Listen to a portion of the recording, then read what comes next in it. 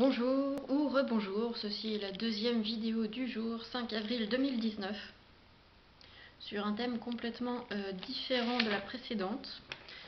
Alors, récemment, j'ai mis en ligne un assez long article titré « Outils chamaniques, le psylo et la cérémonie » sur mon blog perso. Je mettrai le lien dans la description de la vidéo, sous la vidéo. Au départ, je voulais faire une vidéo de présentation de l'article et que j'ai pas eu le temps de mettre, que j'ai pas eu le temps de faire. J'ai mis l'article en ligne. Je fais la vidéo de présentation maintenant. Je la joindrai à l'article.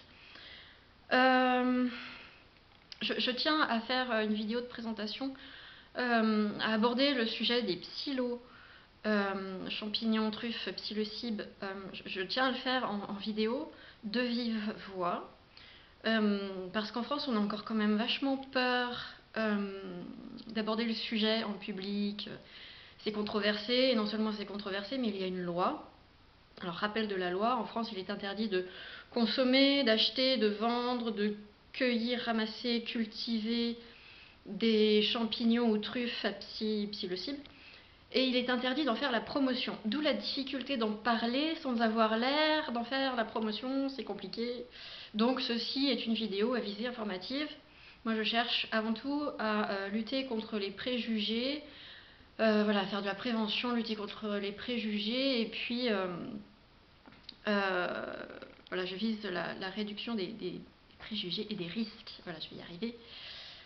Je ne suis pas super douée à l'oral, donc il y a sûrement des gens plus doués à l'oral que moi, mais si on ne laisse que les gens doués à l'oral s'exprimer dans un pays, ça mène à la situation dans laquelle on est actuellement, c'est-à-dire une situation merdique où seuls les politiciens ont le droit de s'exprimer parce que c'est eux qui parlent bien, et souvent pour ne rien dire. Donc je ne suis pas super douée à l'oral, mais je vais quand même me risquer. C'est pour ça que je prends des notes. Donc, oui, il me manque un outil. Hop là.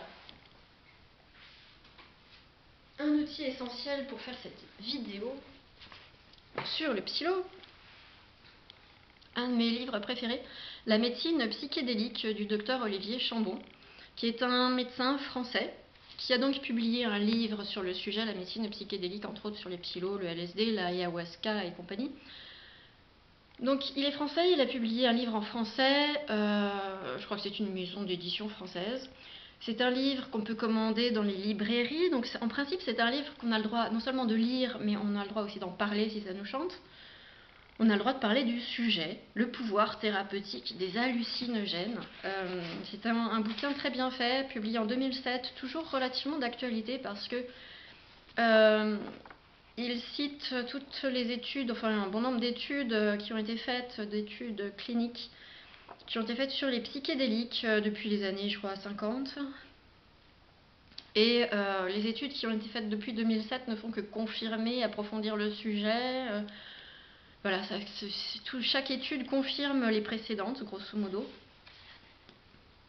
Donc, avertissement, je lis l'avertissement en intro du bouquin du docteur Chambon.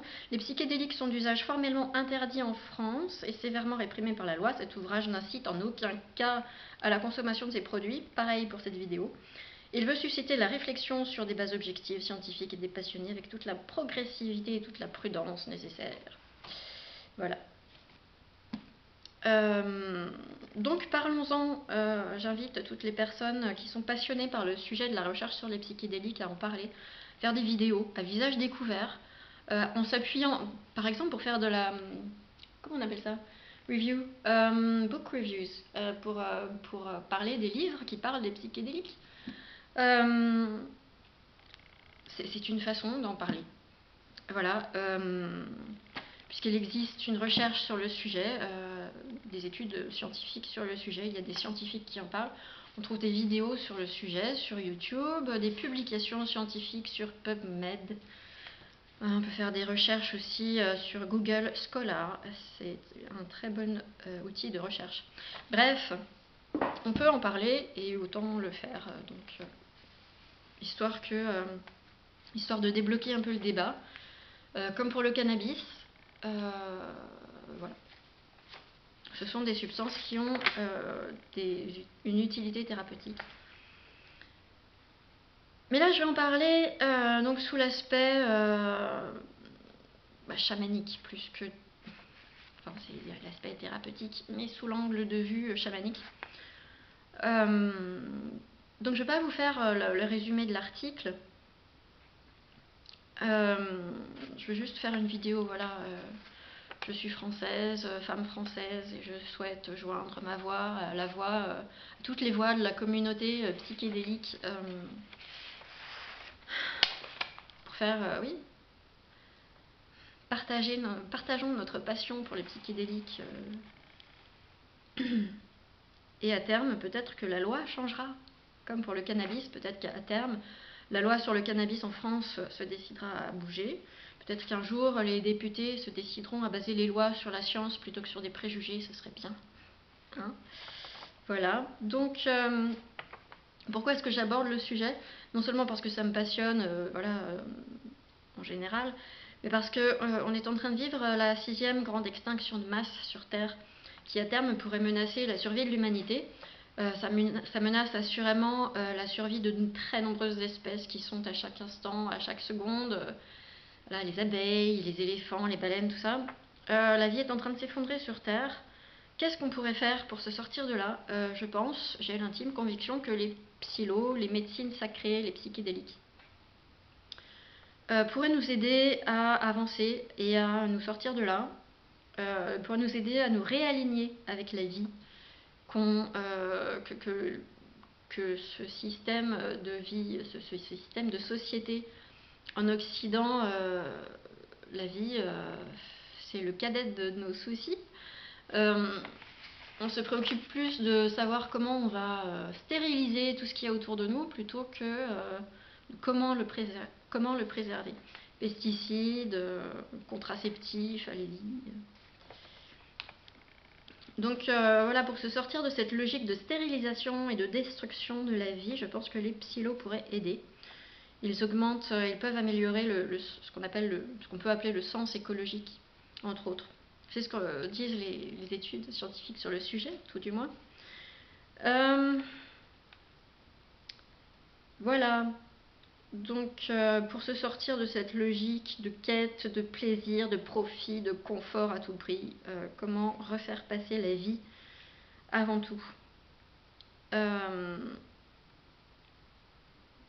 Voilà. Et oui, donc dans un cadre chamanique, cette discussion est intéressante sur le psylo parce que les personnes qui sont branchées chamanisme ont tendance à considérer que seule l'ayahuasca est une médecine sacrée digne d'intérêt. Il se trouve que ce n'est pas du tout une médecine locale, en Occident, en Europe en l'occurrence. Je pense qu'il serait intéressant que les personnes branchées chamanisme se tournent vers la médecine sacrée locale, c'est-à-dire le psylo, plutôt que d'exploiter les ressources d'autres continents. C'est une démarche, c'est un réflexe très occidental hein, d'aller exploiter les bananes ici, l'or par là, l'ayahuasca, alors qu'on a des substances très intéressantes ici même sur notre propre territoire. Donc dans mon article, j'aborde donc la législation, les précautions d'emploi, les contre-indications, qu'est-ce que le psylo, donc truffe ou champignon psilocybe. Le psylo, qu'est-ce que ça fait, pourquoi l'utiliser, les cadres d'utilisation récréative, thérapeutique, chamanique, comment utiliser le psylo dans un cadre chamanique, comment faire une cérémonie. Alors ce qui m'a amené sur le sujet, ce qui m'a amené à m'intéresser au sujet, c'était il y a 4 ans et demi. Ce sont les vidéos de Claude Trax et Lorraine Dartia. Donc c'était fin 2014. Donc leurs vidéos sont toujours en ligne hein, sur YouTube. Vous pouvez chercher la chaîne YouTube de Claude Trax.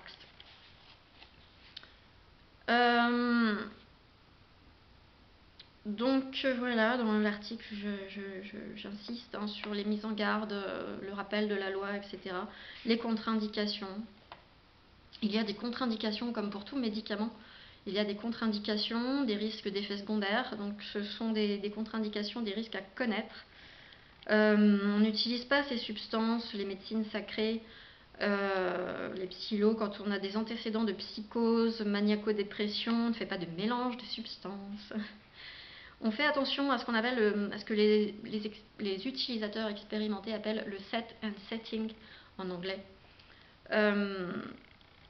Donc tout ce qui est le lieu et l'état d'esprit, grosso modo, le cadre d'utilisation, et je parle de l'importance de l'intention. Puisque les utilisateurs avertis vraiment insistent sur ce point, l'importance de l'intention détermine beaucoup, et pour beaucoup dans le résultat qu'on va obtenir, ce qu'on va pouvoir tirer de l'expérience psychédélique.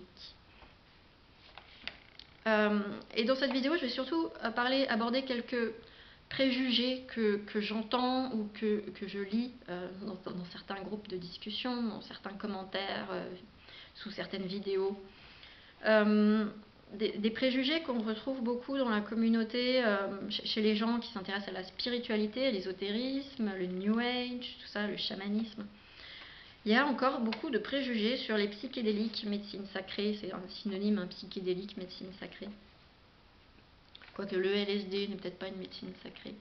Bon, médecine sacrée, substance psychédélique naturelle, on va dire. Donc, un de ces préjugés, c'est que le psylo est une substance récréative. Alors, certes, en Occident, il est fait un usage essentiellement récréatif du psylo, dans les fêtes, en concert. Et donc, les gens qui n'en ont peut-être jamais pris ou qui en ont pris et qui s'en sont détachés après et qui ont fait un parcours, on va dire, spirituel, développement personnel, etc., gardent à l'esprit que voilà, le psylo, c'est... Oui, c'est pour le fun, quoi. Alors que le psylo appartient à la même famille chimique que l'ayahuasca. Ils sont parents, on va dire, hein, chimiquement, je veux dire, ils appartiennent tous les deux à la famille des tryptamines. Le psylo est une forme oralement active de DMT. Donc abuser des psylos, c'est comme d'abuser de l'ayahuasca. Enfin, se servir des psylos à des fins récréatives, c'est comme de se servir de l'ayahuasca à des fins récréatives. C'est vraiment pareil. On raconte souvent, on lit souvent que les psylos altèrent les perceptions. C'est un point de vue. Je dirais que c'est un point de vue d'utilisateur non averti, non expérimenté. Dans pas mal quand même de publications scientifiques, on lit que les psychédéliques modifient les perceptions. Et ensuite, ça va être une question d'interprétation. Nos perceptions sont modifiées, on perçoit la réalité de façon différente, un peu comme si tout à coup on pouvait avoir par exemple les perceptions d'une mouche ou d'un chien.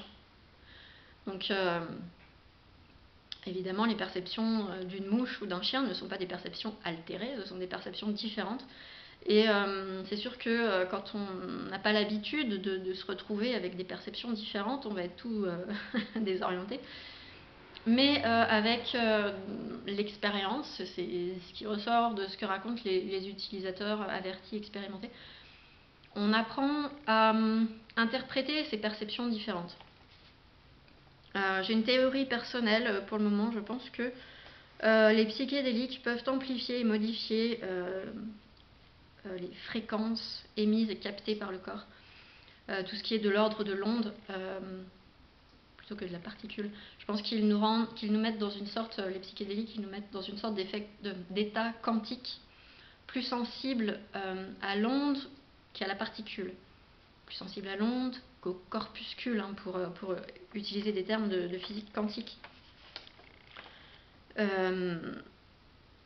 Il pourrait nous rendre plus sensibles à tout ce qui appartient au spectre électromagnétique.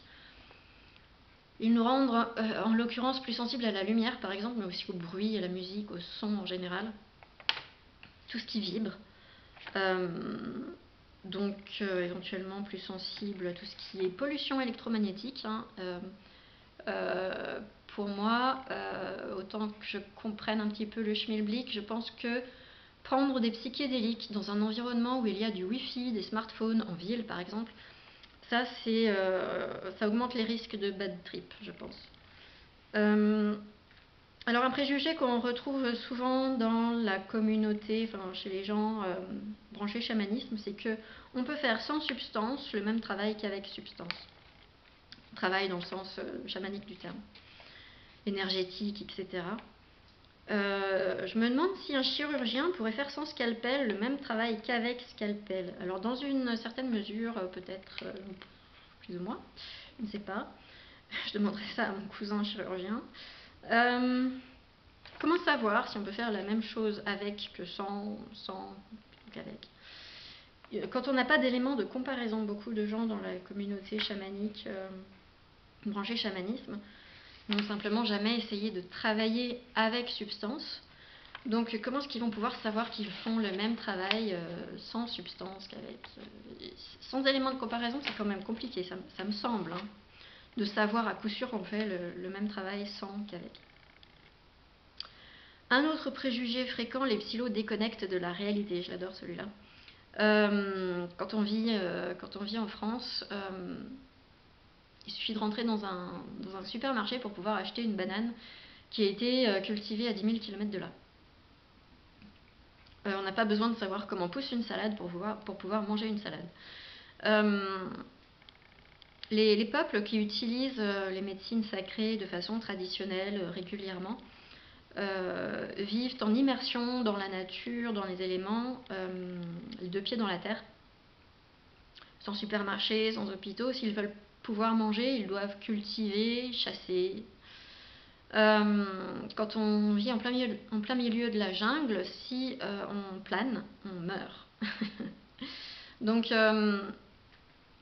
dire que ces peuples qui utilisent les médecines sacrées régulièrement de façon rituelle, chamanique, etc., dire que les psylos déconnectent de la réalité, c'est dire que ces peuples-là sont déconnectés de la réalité. Ça revient à ça, en fait. Ça me semble quelque peu biaisé comme point de vue, comme vision des choses. Il est possible que les personnes qui pensent que les psylos déconnectent de la réalité aient un petit peu trop écouté les utilisateurs récréatifs qui racontent que les psylos, le LSD, l'ayahuasca, les font planer. Quoi qu'il n'y a peut-être pas beaucoup d'utilisateurs récréatifs de l'ayahuasca, remarque. Et j'en reviens à l'importance de l'intention. Quand on utilise ces médecines sacrées avec l'intention de planer, bon, si on a de la chance, oui, il y a une certaine probabilité pour que, effectivement, ça nous fasse planer, entre guillemets. Et ensuite, on va dire que le psylo fait planer. Mais à la base, on avait déjà l'intention de planer en prenant le psylo. Et l'intention est cruciale quand on utilise ces médecines. L'intention va fortement influencer le résultat de l'expérience. Donc quand on veut savoir un peu à quoi sert le psylo, quels effets il provoque, il faut faire très attention à l'intention de l'utilisateur qui témoigne. C'est-à-dire que si vous allez demander son avis à un utilisateur récréatif, il va vous dire certaines choses. Si vous allez demander son avis à un scientifique qui fait de la recherche sur le sujet, il va vous dire autre chose. Si vous allez demander son avis à un chaman, il va vous dire encore autre chose. Attention à l'intention avec laquelle ces médecines sont utilisées. Autre préjugé, la peur de la perte de contrôle. Quand on utilise des substances, oulala, attention, on pourrait perdre le contrôle. Moi, je compare ces médecines à la voiture, le cheval ou l'alcool. Quand vous montez dans votre voiture, si vous savez conduire, vous n'avez pas peur de perdre le contrôle. Vous savez que ça peut arriver, que des accidents, oui, peuvent arriver. Mais si vous savez conduire, en principe, vous avez passé votre permis. Quand vous montez dans votre voiture, vous mettez votre ceinture de sécurité. Vous respectez le code de la route. Vous respectez les conditions d'utilisation, les recommandations d'utilisation. Et en principe, en général, ça se passe bien. La maîtrise, c'est une question d'apprentissage, d'expérience, de travail et d'intention. On en revient encore à l'intention. Ah oui, un préjugé, une opinion que j'entends souvent, dans les milieux, alors chez les gens qui sont très branchés médecine traditionnelle chinoise ou Ayurveda, on entend souvent que ces médecines traditionnelles ont forcément été créées par des espèces de super-héros aux super-pouvoirs perceptifs. Donc les anciens, il y a plusieurs milliers d'années de cela, avaient des espèces de super-pouvoirs, de super-perception, qui leur permettaient par exemple de percevoir les méridiens, les points d'acupuncture, etc. Alors que, qu'est-ce qu'on en sait, honnêtement ces médecines traditionnelles auraient aussi bien pu être créées, pourraient avoir été créées par des gens qui savaient se servir des médecines sacrées telles que le psylo. Psylo, donc qui modifie les perceptions, qui rendent plus sensible à l'onde qu'à la particule. Quand on regarde les médecines traditionnelles chinoises, ayurvédiques, ce sont des médecines qui s'intéressent plus à l'aspect justement vibratoire, énergétique du corps, plus qu'à son aspect, plus qu'à son fonctionnement biochimique. La biochimie, l'électromagnétique, c'est deux aspects différents de la physiologie, mais c'est les deux faces d'une même médaille. Les médecines traditionnelles s'intéressent plus au côté électromagnétique, bioélectromagnétique, et les médecines occidentales plus à l'aspect biochimique.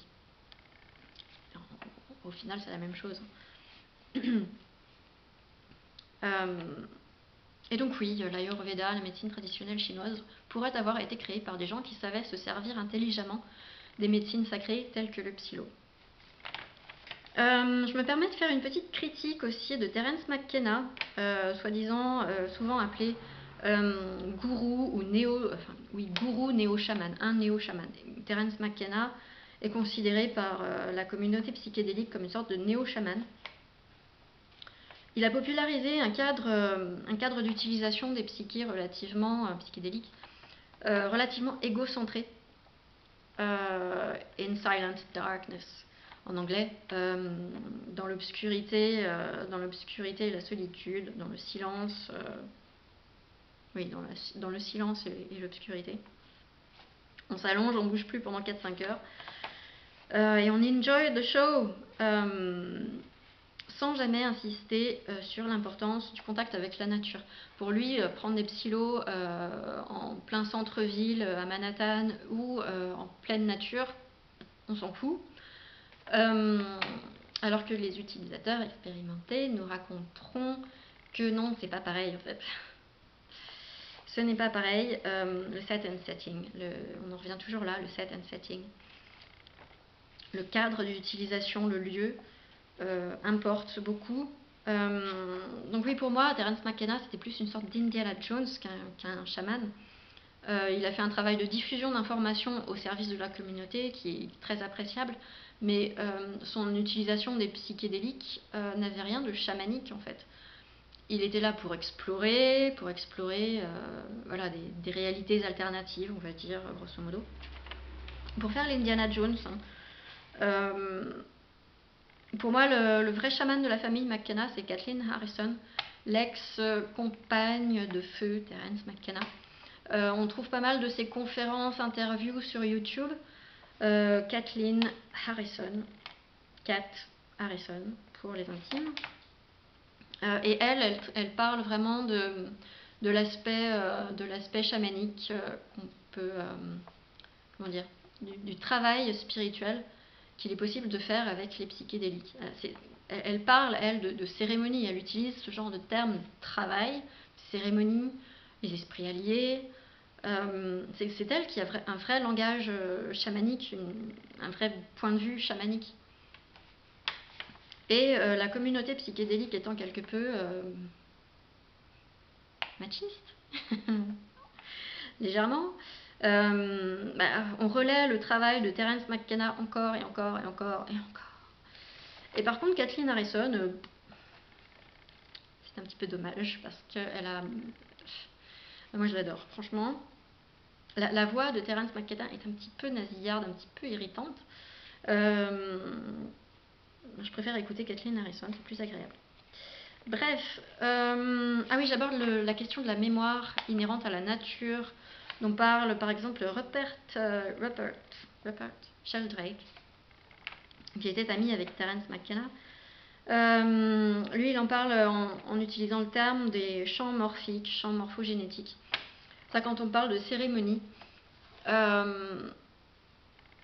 la cérémonie pourrait avoir été quelque peu, plus ou moins peut-être, encryptée. Alors après, on pourrait parler d'archétype aussi.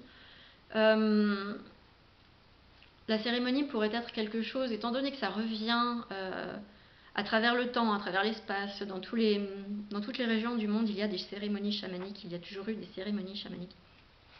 Ça pourrait être un comportement humain inhérent à l'humanité qui pourrait avoir été mémorisé. Et ça pourrait être une piste pour retrouver justement la cérémonie, pour la faire renaître en quelque sorte de ses cendres, tel le phénix. Oui. Et les psychédéliques pourraient être une façon, une voie d'accès à cette mémoire inhérente à la nature, inhérente à l'humanité.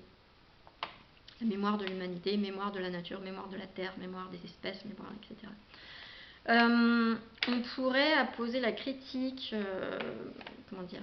faire la critique de cette idée qu'il pourrait être possible de créer une cérémonie avec les psylos. On pourrait appeler ça de l'appropriation, puisque les psylos sont utilisés de façon chamanique au Mexique. Donc on pourrait critiquer l'Européen qui essaye de recréer sa cérémonie chez lui en Europe. On pourrait lui dire « Ah, mais tu t'appropries la culture mazatèque, c'est pas bien. » Moi, je pars du principe que ces cérémonies, elles devaient exister jadis. Il devait exister en Europe des cérémonies avec ces substances chamaniques comme les psylos.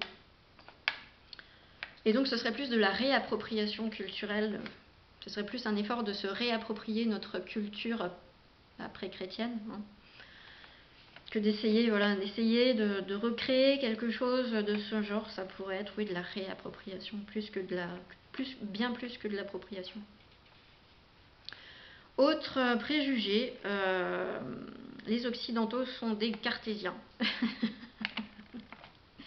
Ouais, ça me fait marrer. Qui serait gêné par les expériences mystiques. Alors là, c'est le monde des religions de mars-avril dernier. Le dernier numéro du monde des religions qui a pondu un article comme ça. Les Occidentaux à l'esprit cartésien seraient gênés par les expériences mystiques générées par les psychédéliques. Moi, ça me fait bien marrer cette idée que nous sommes des cartésiens, puisque nos lois en matière de psychédéliques sont basées sur des préjugés. Sur des croyances et pas du tout sur des données scientifiques. Si on était cartésien, nos lois seraient basées sur la science, pas sur des croyances. Et puis, nous détruisons tout autour de nous, comme si on était des enfants en bas âge, comme si on était de jeunes chiots là, qui cherchent tout on n'a qu'une envie, c'est de tout saloper partout, de tout déchiqueter, de tout mettre en pièces, voilà. C'est notre occupation favorite. C'est pas du tout une attitude cartésienne, honnêtement. C'est comme de se tirer des balles dans le pied, de détruire une maison à la hache. C'est pas cartésien, c'est pas logique du tout.